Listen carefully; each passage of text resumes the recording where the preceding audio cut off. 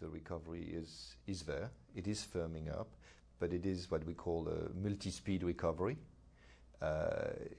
If you look at advanced countries, now there is growth, but the growth is not strong enough to make up for the lost in output, which happened in the crisis. And so what you see is growth, but you see very slowly decreasing unemployment.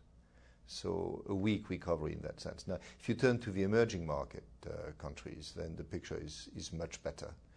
They have strong growth, very often stronger growth than before the crisis. They are making up for time lost. And it's healthy growth. During the crisis, they used fiscal stimulus on a large scale in many countries. This is being withdrawn. Private demand is strong. They are doing well. For advanced economies, the main challenge is the obvious one, which is the fiscal challenge. And here it's important to understand what has happened, which is that at the beginning of the crisis, the risk was that demand would collapse, that there would be a Great Depression. So it was really important to have fiscal stimulus. We avoided that, right? We avoided the collapse. Demand is not very strong, but it's there. Now the risk is on the other side, which is it's on the fiscal side. It's a risk that because the crisis has decreased revenues and made budgets worse, we are on the verge in some countries of a debt explosion, of a vicious cycle between debt explosion, increasing spreads on interest rates. So now we have to move from what we were doing to fiscal adjustment. And it's going to be easy in some countries, harder in others.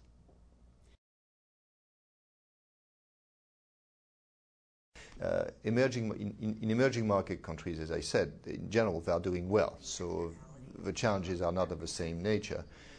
But a number of them are facing one particular challenge, which is large capital inflows.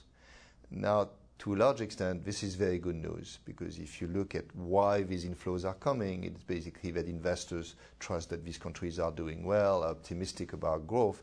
It's still the case that these large capital inflows, when they come, create the risk of bubbles, booms followed by busts. And so these countries have to be careful. They have to use the macroeconomic tools, reserve accumulation, in some cases capital controls, to handle these flows. So it's a gift, but it is a gift that these countries have to handle well. And that's going to be their challenge.